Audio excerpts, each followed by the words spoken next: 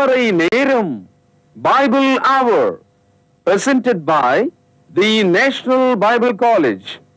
கிறிஸ்துவின் சபையார் உங்களை வாழ்த்துகிறார்கள். Welcome to Satellite Bible Classes.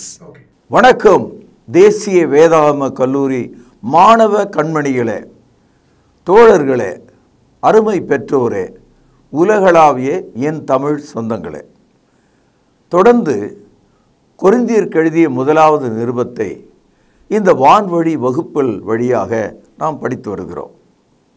இந்த பாடங்கள் முதலாம் ஆண்டு மாணவர்களுக்காக. இன்றைக்கு கொரிந்தியருக்கு எழுதிய முதலாவது நிருபத்தில் 3வது அதிகாரம். இதில் 23 வசனங்கள் இருக்கிறது. இந்த அதிகாரத்தில் பரிசுத்த ஆவியானவர் பவுலை கொண்டு கொரிந்திய கிறிஸ்தவர்கள் பார்ப்பதற்கு ஆள்கள் நல்ல உயரமாக அகலமாக வயது உள்ளவர்களாக தென்பட்டாலும் அவங்க மனது கர்த்தருடைய விஷயத்தில் ஒரு கோழைத்தனமாக குழந்தைத்தனமாக இருக்கிறது. சில ஆள் இருக்கான், பார்த்தா பெரிய வயசு உள்ளவனாக இருப்பான். அவன் செய்கிறதெல்லாம் பார்த்தீங்கன்னா சின்ன குழந்தைங்க செய்கிற மாதிரி செய்வான். பார்த்துருக்கீங்களா? அந்த மாதிரி வயசுக்கு ஏற்ற புத்தி இல்லையே இவனுக்கு அப்படின்னு நம்ம சொல்கிறோம் இல்லையா? அதே தான். அதே மாதிரி தான் இன்றைக்கும் கிறிஸ்தவம் அப்படி தான் இருக்குது. மார்க்கத்துலேயும் குழந்தைங்க மாதிரி தான் இருக்காங்க, மதத்தில் ரொம்ப கேவலமாக இருக்காங்க. நீங்கள் பாருங்கள், ஒரு குழந்தை மலங்கழியும், கை அதில் வைக்கும், திருப்பி முகத்தில் அது பூசிக்கும். நம்ம அதை பார்க்கும்போது என்ன நினைப்போம்? அறிவில்லை, அது குழந்தை, அதுக்கு என்ன தெரியும்? இதே காட்சியை கிறிஸ்தவர்களாக நீங்கள் வசனத்தின்படி நடக்கும்போது ஒரு குழந்தை மாதிரி நடந்தால் எப்படி இருக்கும்? சேற்றிலே விழுந்த ஒரு பன்றி எவ்வளோ தான் கழுவுனாலும் மறுபடியும் சேற்றுக்க போகிற மாதிரி நம்முடைய மனது இப்படி தானே இருக்குது. ஆகவே தேவனுடைய வார்த்தையை கற்றுக்கொள்ள நம்மால் முடியல. பாருங்கள், 3 சிறிய குற்றங்கள் பார்ப்பதற்கு எளிமையாக இருக்கும். ஆனால் இந்த 3 குற்றங்கள் வேரோடு ஒரு செடியை பிடுங்கின மாதிரி, வேரோடு ஒரு மரத்தை வெட்டி போட்ட மாதிரி பிரச்சனைக்குரியதாக இருக்கிறது. பெரிய துப்பாக்கி எடுத்துகிட்டு வந்து பட் பட் பட்னு எல்லாரும் சுட்டு சாவடிக்க வேண்டிய அவசியமே இல்லை. ஒரு மனிதன் இன்னொரு மனிதன் மேலே பொறாமைப்பட்டாலே போச்சு. சகோதரர்களே, இந்த கிறிஸ்துவின் உபதேசத்தை விட்டு விலகி போகிற மனிதர்கள், அதற்கு அவர்கள் என்ன காரணத்தை வைத்திருக்கிறார்கள்? அதன்படி நடவாமல் போவதற்கு என்ன பிரச்சனை அவர்களுக்குள்ளே இருக்கிறது? பவுலடியார் 3 காரியங்களை சொல்கிறார். அதாவது 3வது வசனம் பாருங்கள், பொறாமையும் ஜெலசி. இன்றைக்கு சகோதரர்கள் பாருங்கள், பொறாமையினால் காரணமே இல்லாத பொறாமை. 2வதாக வாக்குவாதம், கண்டென்டன்ஸ். அதாவது பேசிக்கிட்டே இருக்கிறது, வாதம் பண்ணிக்கிட்டே இருக்கிறது, நான் பிடிச்ச முயலுக்கு 3 கால்னு சொல்கிறது, ஒன்றுக்கும் ஒரு அர்த்தம் சொல்கிறது, பொதுவான அர்த்தங்களை தேடுவதற்கு பதிலாக ஏதாவது ஒன்றை எடுத்து வச்சுக்கிட்டு இதான் அப்படின்னு சொல்கிறது. இப்படி பேசுவது மார்க்கத்தின் அடையாளம் அல்ல. மதத்தில் இருக்கும் அதெல்லாம் செஞ்சிட்டு இருப்போம். இன்றைக்கி கிறிஸ்தவ மார்க்கம் 2000 பிரிவாக இருப்பதற்கு என்ன காரணம்? பொறாமை. ஒருத்தனை விட்டு ஒருத்தன் பிரிஞ்சான், அடுத்தது ஒருத்தனை விட்டு ஒருத்தன் விவாதிக்கிறான், சண்டை போடுறான். 3வது பிரச்சனை என்னன்னு பார்த்தீங்கன்னா பேதம் என்று போட்டிருக்கிறது. நம்ம தமிழில் அதை அழகாக சொல்லணும்னா தீண்டாமைன்னு சொல்லலாம். அதாவது நிறவெறி, அப்புறம் ஜாதி வெறி, அப்புறம் ஏழை பணக்காரன், வெள்ளை கருப்பு, நீ மேலே நான் கீழே, இதெல்லாம் பேதம் தானே. பார்க்குறதுக்கு இந்த 3ம் ஒன்றுமே இல்லாத விஷயமா தெரியும். பொறாம தானே, எல்லாம் தான் அப்படின்னு நினச்சிக்கிறோம். ஆனால் சத்திய விஷயத்தில், சபை விஷயத்தில் பொறாமை என்பது நம்பர் 1 பேசப்பட்டிருக்கு. It was the root cause your jealousy. 2வது வாக்குவாதம். சத்தியம் இப்படி இருக்குன்னா ஆளுக்கு ஒருத்தன் ஒன்றுன்னு சொல்கிறான். கூட்டு பார்வை இல்லை, கூட்டு சத்தியத்தை புரிந்து கொள்கிற ஆற்றல் இல்லை. கண்டெய்ன்மெண்ட்ஸ். 3வது பார்ஷியாலிட்டி, பேதங்கள். ஒருத்தருக்கு ஒருத்தன் ஜாதி பேராலேயே வாழ்கிறார்கள், ஜாதி பேராலே சபைகள் நடக்குது. இயேசுவின் சிலுவையை விட ஒவ்வொருவரும் அவங்கவுங்க ஜாதியை தூக்கி காட்டுறான். உலகத்தில் இந்த தேசம் சபிக்கப்பட்டிருப்பதுக்கு ஒரு காரணம் இங்கே இருக்கிற மதமும் அந்த மதம் போதிக்கிற ஜாதி தான். உலகத்திலே தீண்டாமையை போதிக்கிற ஒரு நாடு இந்திய நாடு, வேற எந்த நாட்டிலையும் கிடையாது. ஒவ்வொரு தேச தலைவனும் கூட தன் பேரோட தான் ஜாதி வச்சிருக்கான் பாருங்க. கவனிச்சிங்களா நீங்க? இப்போ நரேந்திரன் என்பது பேர், பின்னால் இருக்கிற பேர் ஜாதி. ஒரு ஆள் அகமதுன்றாரு, பக்கத்தில் பட்டேல்னு பேர் வச்சிருக்காரு, வடநாட்டில் மந்திரி அவர். அப்போ மக்கள் தலைவர்களே இங்கே ஜாதியை போற்றுகிறார்கள். நீங்கள் இந்த எலெக்ஷன் பீரியடில் பார்த்தீங்கன்னா வெறும் ஜாதி தான் ஆளுதுங்க. மறுக்க முடியுமா? பெரிய வல்லரசு அப்படின்னு நம்ம பேசுகிறோமே தவிர இந்த வல்லரசை நாசப்படுத்துவது இங்கே இருக்கிற ஜாதி பைத்தியங்கள். இந்த மண்ணிலே இந்த சபை இருக்கிறது. ஆகவே இந்த 3 குற்றங்கள், பொறாமை, வாக்குவாதம், பேதம், இந்த 3 இருந்தால் மனுஷன் காலி. நீங்கள் குழந்தைகள், பலனற்றவர்கள், அதனால் நீங்கள் பிரிவினை உடையவர்களாக இருக்கிறீங்க. என் அன்பு சகோதரர்களே, கண்ணியத்துக்குரிய தோழர்களே, கண்மணிகளே, இந்த கருத்து உங்களை தைக்கிறதா, உணர்த்துகிறதா? தேவன் நம்மை அவருடைய சாயலிலும் அவருடைய ரூபத்திலும் அவருடைய ஆவியிலும் நம்மை உண்டாக்கியிருக்கிறார். ஆதியாகமம் 1ஆம் அதிகாரம் 26வது வசனம், ஆதியாகமம் 2ஆம் அதிகாரம் 7வது வசனம். We are all created in the image of God, in the likeness of God, in the spirit of God. Everyone, every man and woman. From where this casteism came? அப்படியானால் இந்த ஜாதி எங்கிருந்து வந்தது? இந்த நாட்டிலே கடவுள் பெயரால் போதிக்கப்படுகிறது, மதத்தின் பெயரால் போதிக்கப்படுகிறது. Bible never teach a caste. தீண்டாமையை போதிக்கிற சாதியை புதிய ஏற்பாடு நமக்கு போதிக்கவில்லை. விளங்குச்சுங்களா? அடுத்தது, அதனால் என்ன ஆயிப்போது? அதாவது இந்த பொறாமையும் இந்த வாக்குவாதமும் இந்த பேதம் வரும்போது குரூப்பிசம் டெவலப் ஆகுது. நான் பவுலை சேர்ந்தவன், நான் அப்போலோவை சேர்ந்தவன் என்றெல்லாம் ஒருவருக்கொருவர் அவர்கள் பேசுகிறார்கள் என்று சொல்கிறார். இப்படி குழந்தைத்தனமாக போனதற்கு காரணம் இதுதான் அப்படின்னு சொல்கிறார். சில குழந்தைங்க 5 வயசு இருக்கும், பார்த்தா 2 வயசு மாதிரி தெரியும். சில பையனுங்க இருப்பானுங்க 15-16 வயசு இருக்கும், அவன் செய்கிற சேட்டையெல்லாம் பார்த்தீங்கன்னா 3 வயசு குழந்தை மாதிரி இருப்பான். சில ஆள் 60 வயசு இருக்கும், அவன் செய்கிற வேலையெல்லாம் பார்த்தீங்கன்னா என்னமோ ஒரு 6-7 வயசு பையன் மாதிரி சேட்டை பண்ணுவான். அதுக்கு என்ன காரணம்னா மன வளர்ச்சி குன்றியவர்கள். அது மாதிரி ஆவிக்குரிய வகையில் மன வளர்ச்சி நாம் குன்றியவர்களாக இருக்கிறதுனால சத்தியத்தை புரிந்து கொள்ள முடியாமல் தவிக்கிறோம். முதலாவது ஒன்றை நாம் கவனிக்கணும். இயேசு கிறிஸ்து நம்முடைய அடித்தளமாக, அஸ்திவாரமாக எல்லாவற்றுக்கும் இருக்கிறார். அதன் மீது நாம் கட்டப்பட்டிருக்கிறோம். அதாவது கிறிஸ்தவம் என்பது basically Christianity founded on the foundation of Jesus Christ.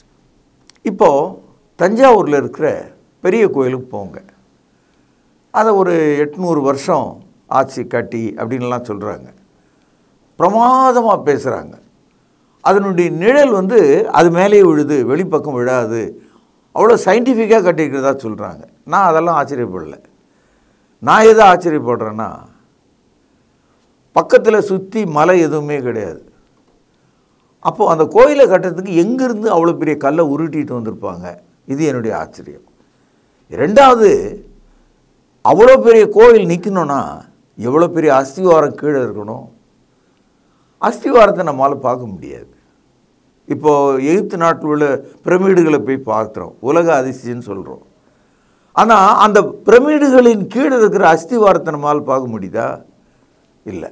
அது மாதிரி சில மரங்களை பார்க்குறோம், பிரமாதம், எவ்வளோ பெரிய மரம் அப்படிலாம் நம்ம சொல்கிறோம் இல்லையா?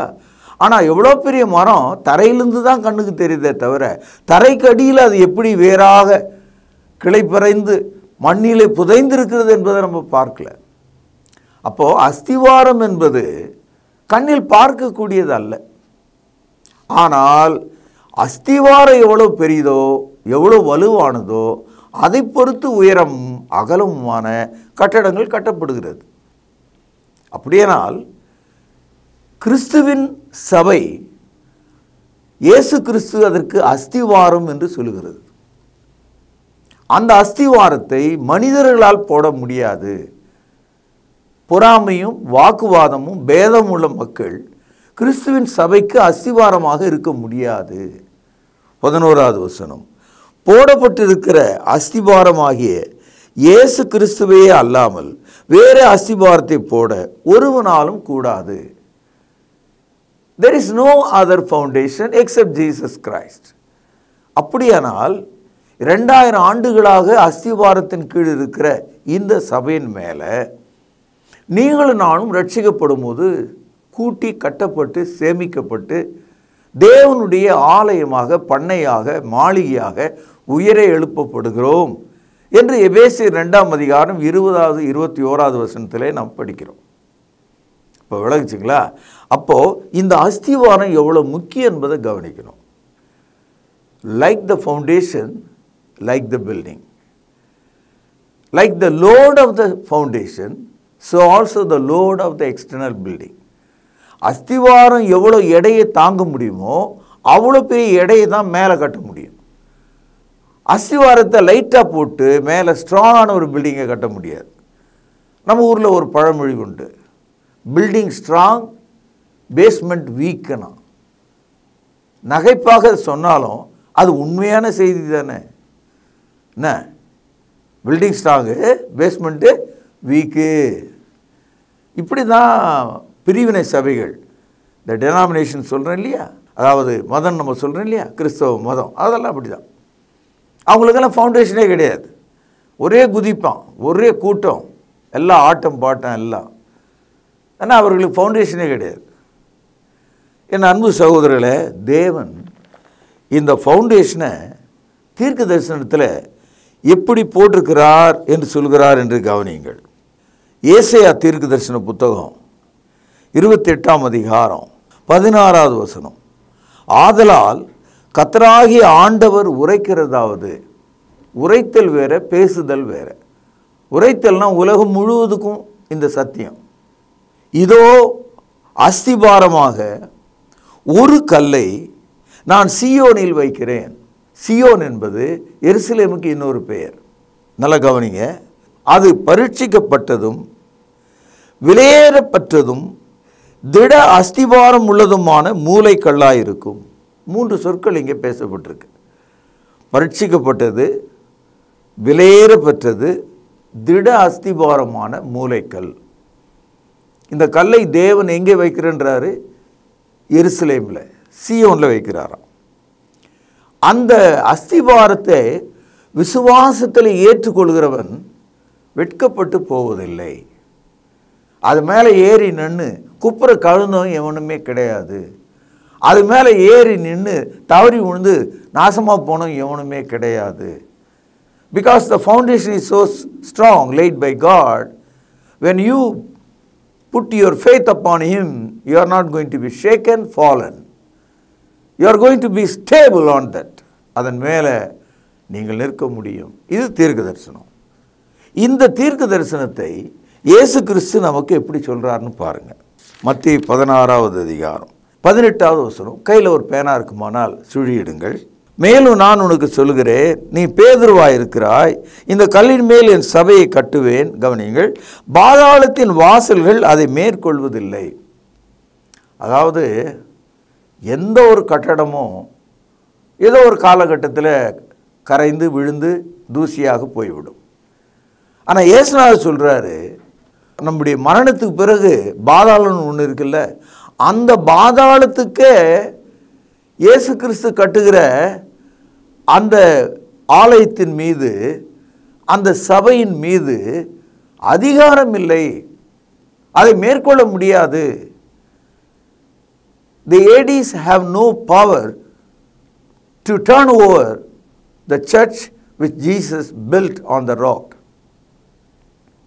அதாவது பேதுரு இயேசுவை பார்த்து இப்படி சொன்னால், இதை 16வது வசனத்தில் மத்தேயு 16:16, சீமோன் பேதுரு பிரதியுத்தரமாக, நீர் ஜீவன் உள்ள தேவனுடைய குமாரனாகிய கிறிஸ்து என்றான்.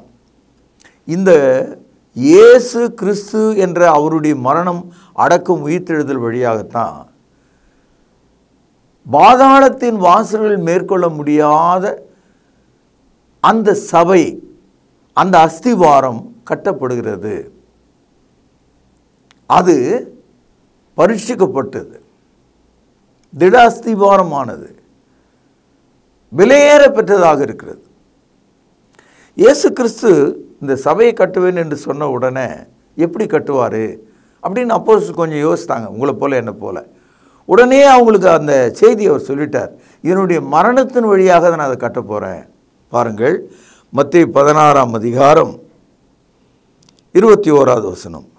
அது முதல் இயேசு தாம் எருசலேமுக்கு போய், ஞாபகம் இருக்கா, எருசலேமுக்கு இன்னொரு பேர் சியோன். எருசலேமுக்கு போய் மூப்பராலும் பிரதான ஆசாரியராலும் வேத பாரகராலும் பல பாடுகள் பட்டு, கவனிங்கள், கொலை உண்டு, கவனிங்கள், 3ஆம் நாளிலே எழுந்திருக்க வேண்டும் என்பதாய் தமது சீஷர்களுக்கு சொல்லத் தொடங்கினார்.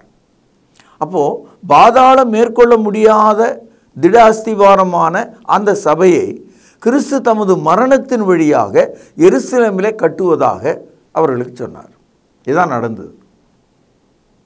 அதனால தான் நாம் போடப்பட்டிருக்கிற அஸ்திவாரம் இயேசு கிறிஸ்து. இன்றைக்கி 2000 வருஷம் ஆச்சு, இந்த அஸ்திவாரம் போட்டு 2000 வருஷம் ஆச்சு. ஆனால் இன்றைக்கி நம்ம அண்ணாச்சிங்க என்ன சொல்கிறாங்க, இந்த மதத்தில் இருக்கிறவனுங்க, நான் தான் இந்த சபையை துவக்கினேன், நான் தான் ஃபவுண்டரு, என் ஒய்ஃப் செக்ரட்டரி, என் மச்சான் மேனேஜரு, இப்படி இந்த ஒரு குடும்பத்தையே அவன் காட்டிகிட்டு இருக்கான். ஒரு சபையும் ஒரு லெட்டர் எடுத்து போட்டு அவங்க தான் அந்த சபைக்கு ஆதாரம், தூணுன்னு அவன் சொல்லிகிட்டு இருக்கான். ஆனால் சபை என்பது ஒன்று தான், அதனுடைய மெய்யான அடையாளம் இயேசு, அதனுடைய அஸ்திவாரம். அதை பாதாளம் மேற்கொள்ள முடியாது. புரிஞ்சுங்களா? சொன்னது விளங்குச்சா? அப்போஸ்தலர் நடபடிகள் 4வது அதிகாரம் 11-12 வசனங்கள். வீடு கட்டுகிறவர்களாகிய உங்களால் அற்பமாய் எண்ணப்பட்ட அவரே மூலைக்கு தலைக்கல்லானவர். யூதர்களை பார்த்து பேதுரு சொல்கிறார், நீங்கள் யாரை சிலுவையில் அறைந்தீர்களோ அவர்தான் அந்த மூலைக்கல், அவர்தான் அந்த அஸ்திவாரம் என்று சொல்கிறார். இது உயிர்த்தெழுதல் நடந்து முதல் பிரசங்கம் செய்தார்களே, அப்போது அதனுடைய தொடர்ச்சியாக பேதுரு பேசுகிறார். இப்பொழுது 12வது வசனம். அவராய் அன்றி வேறு ஒருவராலும் ரட்சிப்பில்லை. அந்த அஸ்திபாரம் மேலே தான் நமக்கு ரட்சிப்பு. நாம் ரட்சிக்கப்படும்படிக்கு வானத்தின் கீழெங்கும் மனுஷர்களுக்குள்ளே அவருடைய நாமம் இல்லாமல் வேறொரு நாமம் கட்டளையிடப்படவில்லை என்றார்.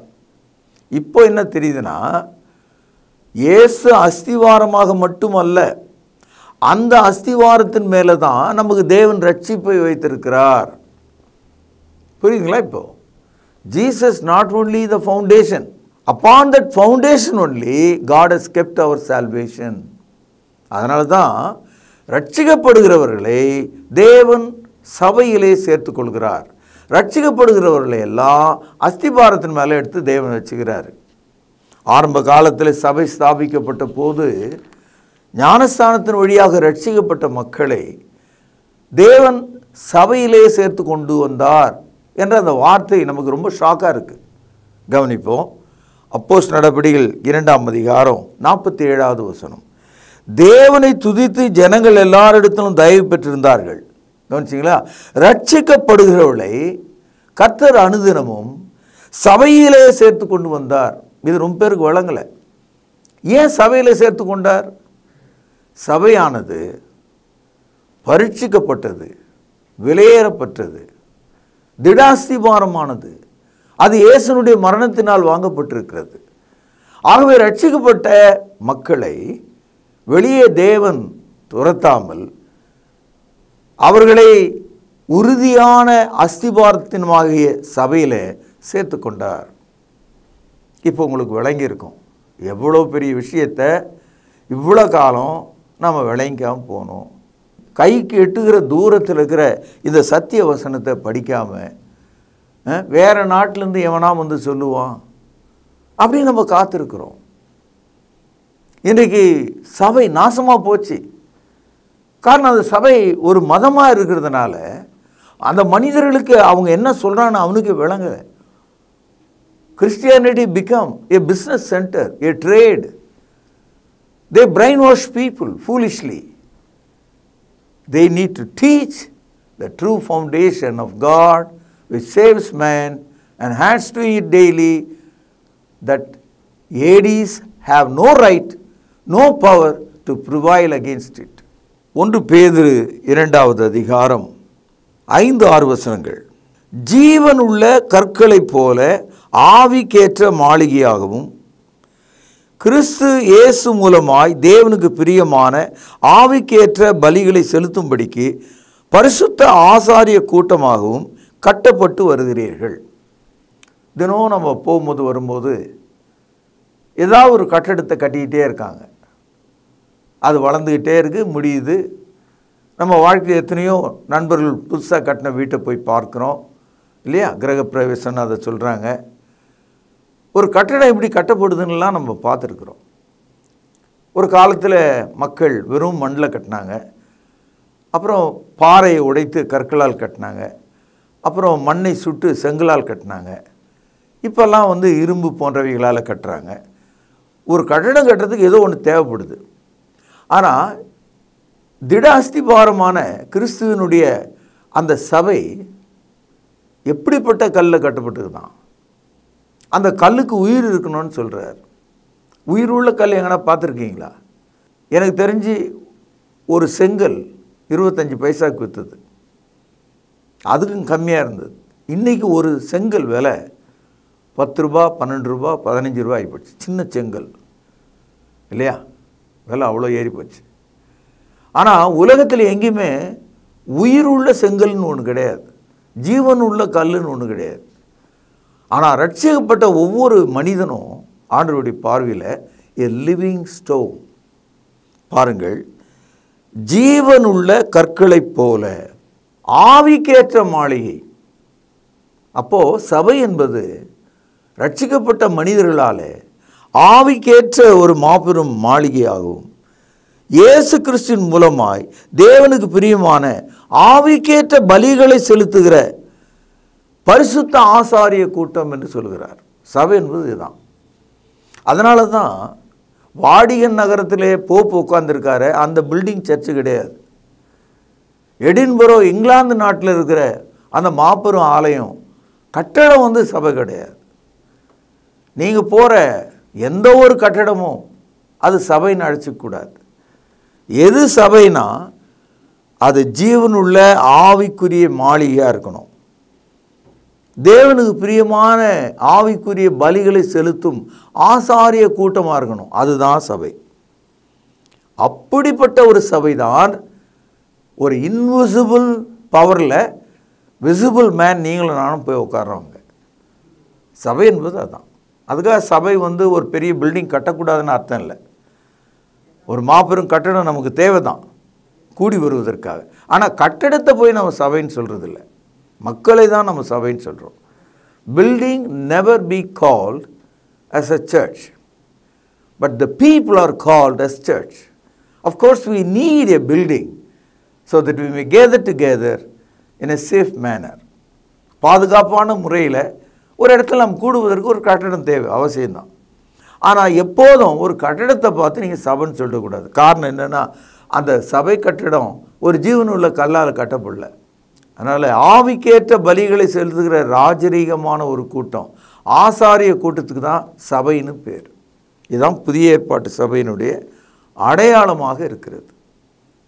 என் அன்பு சகோதரர்களே, இப்போது கொரிந்து சபை இயேசு கிறிஸ்துவால் போடப்பட்ட அந்த அஸ்திவாரத்தை தெரிந்து கொள்ளாமல் அவர்கள் தங்களுடைய சொந்த முயற்சியில் நாங்கள் சபை அப்படின்னு சொல்லி பம்மத்து பண்ண ஆரம்பித்தோம். இன்றைக்கி நம்ம ஆளுங்க பண்ணுற மாதிரி தான். இன்றைக்கி இந்த 2000 பிரிவில் இருக்கிற அத்தனையும் ஒரே கோஷம்தான் போடுவோம், அப்படியே தரையில் குதிச்சுட்டே தான் இருப்பான். நமக்கே வெக்கமாக இருக்குது. இப்போ இருக்கிற இந்த சபையில் இருக்கிற மக்களும் அவர்களுடைய செய்கைகளும் அவங்களுடைய பாடல்களும் அவங்களுடைய ஊழலான போதனைகளும் ஏமாற்று வேலைகளும் பொய் தீர்க்க தரிசனங்களும் பொய்யான அற்புதங்களும் அவமானத்திலே அவமானமாக இருக்கிறது நீங்கள் பார்க்கலாம். இப்படிப்பட்ட மக்கள் எவ்வளோதான் தங்களை சபைன்னு சொன்னாலும் அவர்கள் அழிந்து போவார்கள்.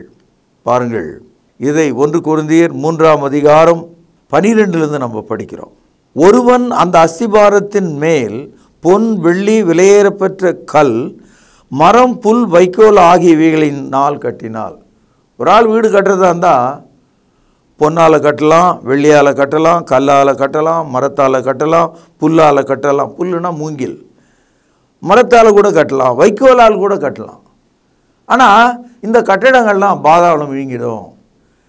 பாதாளம் எதுக்கு? கொஞ்சம் நெருப்பு வச்சாவே அழிஞ்சு போடும். பாருங்கள் அடுத்த வசனம், அவனவனுடைய வேலைப்பாடு வெளியாகும், நாளானது அதை விளங்க பண்ணும், ஏனெனில் அது அக்னியிலே வெளிப்படுத்தப்படும். அவனுடைய வேலைப்பாடு எத்தன்மை உள்ளதென்று அக்னியானது பரிசோதிக்கும். அதன் மேல் ஒருவன் கட்டினது நிலைத்தால் அவன் கூலியை பெறுவான், ஒருவன் கட்டினது வெந்து போனால் அவன் நஷ்டமடைவான், அவனோ ரட்சிக்கப்படுவான், அதுவும் அக்னியில் அகப்பட்டு தப்பினது போல் இருக்கும். ஒரு ஆள் பாருங்கன்னு சொல்லி என்ன செய்திருக்கான்? வைக்கோலில் கட்டுறான், புல்லில் கட்டுறான், மரத்தில் கட்டுறான், கல்லில் கட்டுறான். அதுக்கு மேலே ஒரு ஆள் நாங்கள் இப்போ வெள்ளியில் கட்டும், பொண்ணில் கட்டும். கட்டு. இன்றைக்கி இந்த விக்கிரக மதங்களில் நீங்கள் பார்த்தீங்கன்னா தங்க கோவில்ன்றான், தங்கத்திலே கட்டுது. வெள்ளி கோயில்ன்றான். என்ன ஒன்றா பண்ணு, கல்லில் கட்டுறான். அதே மாதிரி தான் சபை. எங்கள் சபையில் 5000 பேர் வரானோ, ஆனால் அந்த 5000 பேர் மோட்சம் போனால் பார்த்துக்க. திடாஸ்திபாரமான விலையேறப்பட்ட அந்த அஸ்திவாரத்தின் மேலே இருக்கானா இல்லை, ரட்சிக்கப்பட்டிருக்கானா இல்லை. ஒரு ஐக்கியம், ஒரு ஃபெலோஷிப் மாதிரி, ஒரு லைன்ஸ் கிளப் மாதிரி அவங்க, அவ்வளோதான். ஒரு கூட்டணி, அந்த அரசியலில் இருக்காங்களே கட்சிகள், அது மாதிரி ஒரு வெறியோடு அவர்கள் இருக்கிறாங்க. அவருடைய பேர் ஆட்டுக்குட்டியின் புத்தகத்தில் எழுதப்படல. அவங்களுடைய வாழ்க்கையில் பரிசுத்தம் இல்லை. அவர்கள் புதிய ஏற்பாடு படி நடக்கிறது இல்லை. அவர்களுக்கு திடாஸ்திபாரமான அஸ்திவாரத்தை பற்றிய ஒரு அறிவு இல்லை. அதான் பில்டிங் ஸ்ட்ராங்கு, பேஸ்மெண்ட் வீக். ஆக இந்த மாதிரியான கட்டடங்கள் விழுந்து விடும். ஆகவே என்ன சொல்கிறாரு, நீங்கள் என்னதான் உலகத்தில் இருக்கிற எல்லா மியூசிக்கையும் எல்லாம் எடுத்து போட்டு எல்லாத்தையும் எல்லாம் உள்ளே கொண்டாந்து ஊர் உலகத்தையே மாற்றி காட்டுற மாதிரி ஒரு 4 சினிமா தேட்டர் அளவுக்கு ஒரு பெரிய கட்டடங்களை அமைச்சிக்கிட்டாலும், ஒரு ஸ்டேஜை போட்டுக்கிட்டாலும், எவ்வளோ ஆட்டம் போட்டாலும், கிறிஸ்துவனுடைய உபதேசம் இல்லைன்னு சொன்னால், அந்த சத்தியம் அங்கே இல்லைன்னு சொன்னால், கிறிஸ்து அதற்கு அஸ்திவாரமாக இல்லைன்னு சொன்னால், நெருப்பு வச்ச உடனே என்ன வைக்கோல், மரம், புல் எல்லாம் எரிஞ்சு சாம்பலாக போடும். தங்கம் வெள்ளி தண்ணியாக ஓடி போடும். இப்படி தான் ஆகும் அப்படின்றார். மத்திய 7ஆம் அதிகாரம் 24வது வசனம், ஆகையால் நான் சொல்லியே இந்த வார்த்தையை கேட்டு, நல்லா கவனிங்க, நான் சொல்லியே இந்த வார்த்தைகளை கேட்டு இவைகளின்படி செய்கிறவன் எவனோ அவனை கன்மலையின் மேல் தன் வீட்டை கட்டின புத்தி உள்ள மனுஷனுக்கு ஒப்பிடுவேன். புத்தி உள்ள மனுஷன் என்ன செய்திருக்கிறான் பாருங்கள், பெருமழை சொரிந்து பெருவெள்ளம் வந்து காற்று அடித்து அந்த வீட்டின் மேல் மோதியும் அது விழவில்லை, ஏனென்றால் அது கன்மலையின் மேலே அஸ்திபாரம் போடப்பட்டிருந்தது. இயேசு கிறிஸ்துனுடைய வார்த்தையின்படி நடக்கிற ஆள் கன்மலையின் மேலே அஸ்திபாரம் போட்டு கட்டிய வீட்டுக்கு ஒப்பாக இருக்கிறானா. ஆனால் இயேசு கிறிஸ்துனுடைய வார்த்தையை கேட்டு பைபிளை வச்சுக்கிட்ட மணல் மேலே கட்டின வீடு இருக்க, அது என்ன ஆச்சு பாருங்க. அடுத்த வசனம், நான் சொல்லி இந்த வார்த்தைகளை கேட்டு இவளின்படி செய்யாதிருக்கிறவன் எவனோ, அந்த அஸ்திபாரத்தின் மேலே வராத ஆள், அவன் கட்டின வீட்டை மணலின் மேல் கட்டின புத்தி இல்லாத மனுஷனுக்கு ஒப்பிடுவேன். பெருமழை சொரிந்து பெருவெள்ளம் வந்து காற்று அடித்து அந்த வீட்டின் மேலே மோதின போது அது விழுந்து விழுந்து முழுவதும் அழிந்தது என்றார். அப்போது இந்த இடத்துல கன்மலை, மணல், அதன் மேலே கட்டப்பட்ட வீடு, 2 பேர் அதை கட்டியிருக்காங்க. கன்மலையின் மேலே கட்டினால புத்தி உள்ளவன் சொல்கிறார், மணல் மேலே கட்டினவனை புத்தி இல்லாதவன் சொல்கிறார். புத்தி உள்ளவன் புத்தி இல்லாதவனுக்கு என்ன வேறுபாடு? இயேசு சொன்ன வார்த்தையின்படி செய்தவன் புத்தி உள்ளவன் கன்மலையில் வீட்டை கட்டினான். இயேசு சொன்ன வார்த்தையின்படி கட்டாதவன், புத்தி இல்லாதவன் மணல் மேலே கட்டியிருக்கான். இந்த நாளில் நாம் கேட்ட இந்த செய்தியிலிருந்து நமக்கு தெரிந்து கொள்ள வேண்டிய சத்தியம் என்னன்னா, நம்ம விருப்பத்தின்படி நாம் ஒரு சபையை உருவாக்க முடியாது. நம்ம விருப்பத்தின்படி கிறிஸ்தவத்தை இழுக்க முடியாது. ஏனென்றால் கிறிஸ்துவானவர் போடப்பட்டிருக்கிற அஸ்திவாரமாக இருக்கிறார். Christ already laid as a foundation at Jerusalem AD 33. 33 ஆண்டு எருசலேம் நகரத்தில் சிலுவையிலே இயேசு தமது மரணத்தின் வழியாக அஸ்திவாரத்தை அது போட்டார். வேற ஒரு அஸ்திவாரம் இல்லை. வேறு ஒரு அஸ்திவாரத்தை நீங்கள் போட முடியாது. போடுவதாக உங்களை ஏமாற்றிக்கலாம். நான் பொன், வெள்ளி, கல், மரம், புல், வைக்கோல், நீங்கள் எதை வேணால் கட்டுங்க. உங்கள் ஸ்டுடியோவை கட்டிங்க, உங்கள் பில்டிங்கை கட்டிங்க. ஒரு ஃபுட்பால் கிரவுண்ட் அளவுக்கு கூட சபை பெரிதாக கட்டி காட்டலாம். அதெல்லாம் கூடும் இடங்கள் தான். That cannot be called as a true church of God. The church is the living people. சபை என்பது ஜீவன் உள்ளதாக இருக்கிறது. என் அன்பு சகோதரர்களே, இதையெல்லாம் விளங்கி கொள்ளத்தக்கதாக பரிசுத்த ஆவியானவர் உங்களுக்கு உதவி செய்யட்டும் என்று சொல்லி இன்றைய செய்தியை நான் இங்கே நிறைவு செய்கிற. நாளை நாம் படிக்கலாம். பிரார்த்தனை செய்வோம். மகா பரிசுத்த நிறைந்த எங்கள் அன்பான தகப்பனே, போடப்பட்டிருக்கிற திட அஸ்திவாரமாகிய எங்கள் ஆண்டவர் இயேசு கிறிஸ்துவுக்காக நன்றி செலுத்துகிறேன். அதன் மீது நாங்கள் ஆவிக்கேற்ற பலிகளை செலுத்தும் மெய்யான ஆசாரிய கூட்டமாக இருக்கும்படி எங்களை ஆசீர்வதியும். ஆண்டவர் இயேசுவின் நாமத்தில் இவைகளை கேட்கிறேன் ஜீவனுள்ள எங்கள் பிதாவே, ஆமென். தொடர்பு கொள்ள வேண்டிய முகவரி: திருமறை நேரம், 58 சர்ச் தெரு, குமரன் நகர், சென்னை 6,82,000. செல்போன் 9385500882. கர்த்தாவே, தேவர்களில் உமக்குப்பானவர் யார்? வானத்திலும் பூமியிலும் உமக்குப்பானவர் யார்?